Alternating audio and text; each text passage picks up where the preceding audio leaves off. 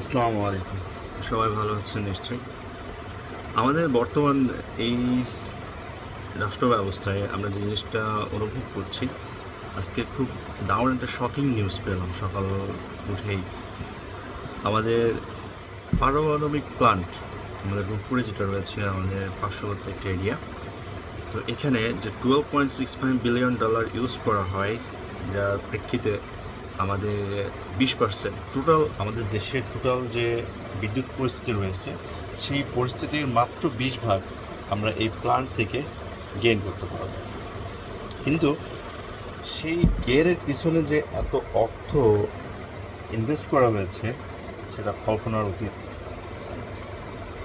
একটা রিপোর্ট এখানে দিচ্ছে গ্লোবাল ডিফেন্স পাওয়ার পয়েন্ট, এটা পুরো ওয়ার্ল্ড ব্যাপী আমেরিকার ঢাল হিসেবে কাজ করে এবং এইটা সোভিয়েতপন্থী বা সমাজতান্ত্রিক দল বা অন্যান্য কান্ট্রি, স্পেশালি আর্মি, নেভি এবং অন্যান্য সেক্টর যারা রয়েছে, এ সকল সেক্টরকে তারা সার্ভেলেন্স করে এবং বিভিন্ন তথ্য, যে তথ্যগুলো আমেরিকা বা পরাশক্তিদের প্রয়োজন, এটা রাশিয়ারও হতে পারে, এবং এই গোপন তথ্য দিয়ে কিন্তু তারা অন্য একটা দেশকে কন্ট্রোল করতে চায় বা তাদেরকে ডমিনেট করতে চায়।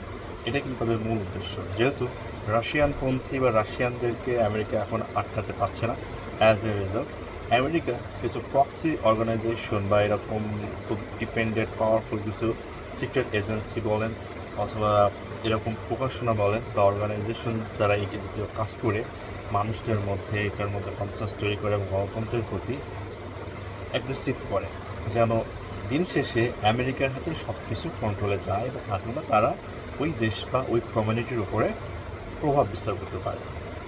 তো এই রিপোর্টটা বলছে যে আমাদের দেশের প্রাইম মিনিস্টার এক্স প্রাইম, তিনি $12.65 বিলিয়ন মধ্যে $5 বিলিয়ন তিনি নিয়ে নেন এবং এই কাজে বা এই মিউচুয়ালে হেল্প করেন তারই ভগ্নিটি, এবং এই কাজটা করা হয়েছে লন্ডন এবং প্যারিস, রাশিয়ার অর্গানাইজেশনের সঙ্গে, যেটা রাশিয়ান যে সংস্থা আমাদের রূপপুর পাওয়ার প্ল্যান্টে কাজ করছে, রসটম।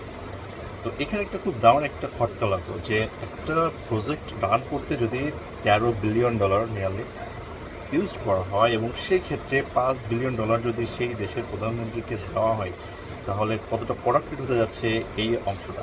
ইভেন রাশিয়ার ওই পারমাণবিক সংস্থা যেটা রসটম, খুব ভালো একটা নাম করছে, সেই সংস্থাও কিন্তু প্রশ্নবিদ্ধ হচ্ছে এখানে। একই সঙ্গে রাশিয়ার কিন্তু একটা ভালো যে ইমেজটা ছিল, সেই ইমেজটার উপরে কিন্তু কালিমা লেপে দিল, এবং এটাই কিন্তু আমেরিকা এজেন্সি বা এই অর্গানাইজেশনের মূল আইটেম, এবং অ্যাজ এ রেজাল্ট এখন পুরো বিশ্ব এটাকে খুব মডিফাই করবে এবং এটা নিয়ে অনেক চর্চা হবে। ফরেন পলিটিক্স বলেন, ডিপ্লোম্যাসি বলেন, এভরিথিং কিন্তু এটার আলোকে আবার চেঞ্জ হতে শুরু করবে। এখানে একটু কিছুটা ধাক্কা লাগতে পারে রাশিয়ার জন্য, কিন্তু যে সকল ভুক্তভোগী দেশ বা আমাদের মতো জনগণ, প্রত্যেকটা জনগণের রেট প্রতি 3,147.67 টাকা আমাদের পিএমকে দিতে হয়েছে, যে $5 বিলিয়ন নিয়ারলি 59,000 কোটি, 59,000 কোটি টাকা তাকে দিতে হয়েছে। তাহলে মূল প্রজেক্টটা কতটা লেন্দি হয়েছে, এবং এই রিপোর্টটাই বলে দিয়েছিল যখন আমাদের এই প্রজেক্টটা হাতে নেওয়া হয়, এই সময় বলা হয়েছিল যে এত পরিমাণ ডলার প্রয়োজন নেই এই প্রজেক্টটা করতে, কেননা এই প্রজেক্টটা কিন্তু অনেক পুরনো একটা প্রজেক্ট বা পুরনো টেকনোলজি, যে টেকনোলজিটা দিয়ে আমাদের দেশের জন্য 20% বিদ্যুৎ উৎপাদন হবে, এবং এই বিদ্যুতের আবার কিছু অংশ ইন্ডিয়াতে কিন্তু ট্রান্সফার হবে বা রপ্তানি হবে। সো দিন শেষে কিন্তু বাংলাদেশে বা বাংলাদেশে যারা কাজ করছে তাদের কিন্তু ওই পরিমাণ লাভবান হওয়ার সম্ভাবনা কিন্তু কমে আসছে, কেননা একটা প্রজেক্টে যদি এই পরিমাণ অর্থ যদি প্রত্যেকটা দেশের জনগণ বা ইভেন স্টিল আমাদের এই বাজেট থেকেও কিন্তু আমাদের রূপপুর প্রজেক্টের জন্য অর্থ বরাদ্দ করা হয়েছে। সো এমন একটা ইনসিডেন্ট বা এমন একটা সময় এই রিপোর্টটা প্রকাশ করলো, যে রিপোর্টটা প্রকাশ করে দিয়ে বোঝাতে চাইলো যে সরকার ব্যবস্থা বা যারা এখানে কাজ করেন তারা কতটা পলিউটেড হতে পারে। একই সঙ্গে রাশিয়ান অর্গানাইজেশন বা রাশিয়ান যারা পারমাণবিক অংশ নিয়ে যারা এই জাতীয় প্রজেক্ট নিয়ে কাজ করে তারাও কতটা করাপ্টেড হতে পারে। এবং এই $5 বিলিয়ন মধ্যে টিউলিপ এবং তার পরিবার 30% শেয়ার পেয়েছে। এই রিপোর্টও তারা কিন্তু এটা এক্সিকিউট করেছে। সো বাংলাদেশের মানুষের জন্য এটা খুবই একটা প্যানিক এবং শকিং একটা নিউজ, যে এরকম প্রজেক্টের ক্ষেত্রে প্রত্যেকটা জায়গায় কত হারে এইরকম শেয়ার ভাগ করা হয় বা যারা প্রজেক্ট এখানে রান করে যারা বাইরের দেশের অর্গানাইজেশন এসে আমাদের দেশে প্রজেক্ট ফিল করে, এবং তাদেরকে যদি এই প্রজেক্টের অংশ যদি এরকম হাই লেভেল কমান্ডের কাছে যদি শেয়ার দিতে হয়, তাহলে আসলে মূল প্রজেক্টে কিন্তু কিছু থাকবে না। যে কার্যবলী যে উপাদানগুলোর উপরে দেওয়া হয়েছে সেগুলো পিওর হবে কিনা সেটাও সন্দেহ। ইভেন ওই প্রজেক্টে যদি কোনোভাবে স্পয়েল হয় বা মার্ক বা স্পার্ক হয় এবং সামগ্রিকভাবে যদি ওটা ডিমোলাইজড হয়ে যায়, তাহলে আগামী যে কিছু ডিকেড রয়েছে এই ডিকেডে ওই জোন বা এর আশেপাশের জোনগুলোর অবস্থা কী হবে সেটা কল্পনা করা যায়। 1986 সালে রাশিয়ার চেরনোবিল যে পারমাণবিক দুর্ঘটনা ঘটেছিল সেটা আপনারা সবাই জানেন কতটা ভয়ানক ছিল এটা। এখনও সেটা রেডিয়েশন রয়েছে ওই জোনে কিন্তু। ইভেন 2011 সালে জাপানের ফুকুশিমা পারমাণবিক প্রকল্পেও কিন্তু এই জাতীয় কাজটা হয়েছিল, এটা বন্যার কারণে আমরা দেখেছি। সো পাবনার রূপপুরে যে কাজটা ঘটছে এটা যদি পরিপূর্ণভাবে না হয় বা এরকম কাজে এসে যদি থেমে যায়, তাহলে কিন্তু এই $13 বিলিয়ন নিয়ারলি পুরোটাই কিন্তু চলে যাবে, কিন্তু আখেরে কোনো লাভ হবে না এই দেশের।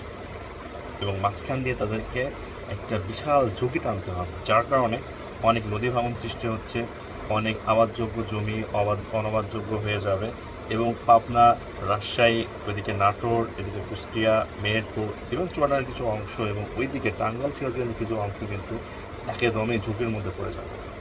এবং এর ইফেক্ট বেশ কয়েক দশক ধরে টানতে হবে ওই জায়গার মানুষগুলোকে। তো এটা কতটা ভয়ানক একটা নিউজ বা ভয়ানক একটা ডিল একটা ডান করলো আমেরিকা, সেটা ভাবাই যায়। এবং এইখানে কিন্তু আমেরিকা কিন্তু এখন ফ্রন্টে যেভাবে তারা কোনোভাবেই কাউকে দমিয়ে রাখতে পারছে না, ঠিক একইভাবে তারা কিন্তু পিছন দিক থেকে বিভিন্ন অর্গানাইজেশন এই জাতীয় টুলগুলো কিন্তু আমেরিকার হয়ে কাজ করে, এবং ডেভেলপিং কান্ট্রির এই সকল করাপ্টেড এরিয়া বা করাপ্টেড জোনগুলো বা করাপ্টেড পার্সনগুলোকে তারা টার্গেট করে এই রিপোর্টগুলো কিন্তু সার্ভে করা হয়। এবং এই রিপোর্টগুলো খুবই অথেন্টিক। অ্যাজ এ রেজাল্ট এটা কিন্তু আলটিমেটলি রাশিয়াকে হিট করা হচ্ছে, এবং আমরা সেই কোল্ড ওয়ারের মধ্যেই চলে যাচ্ছি, এবং এই দুই পরাশক্তির মধ্যে আমাদের মতো দেশগুলো দাবার গুটি হয়ে যাচ্ছে। আমাদের নতুন এই সরকার, যারা এই সরকারকে এনেছেন, তাদের কাছে রিকোয়েস্ট থাকবে, কাইন্ডলি আপনারা আমেরিকা বা রাশিয়ার দাবার গুটি হবেন না। আপনারা আপনার নিজ দেশটাকে আপনাদের মতোভাবে করে তুলুন।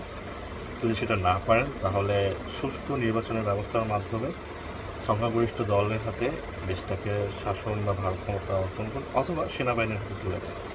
ভুলেও এমন কোনো কাউকে আপনারা এই দেশে আনবেন না যে আবার সেই রাশিয়া আমেরিকাপন্থী হয়ে এই দেশটার উপরে এই জাতীয় কিছু প্রজেক্ট চাপিয়ে দিয়ে আবার চলে যাবে, এবং তার দখল বা তার এই যে ব্যাড ইম্প্যাক্ট বা ব্যাড ইফেক্টটা পুরো জাতি বা জনগণকে বহন করতে হবে যুগের পর যুগ।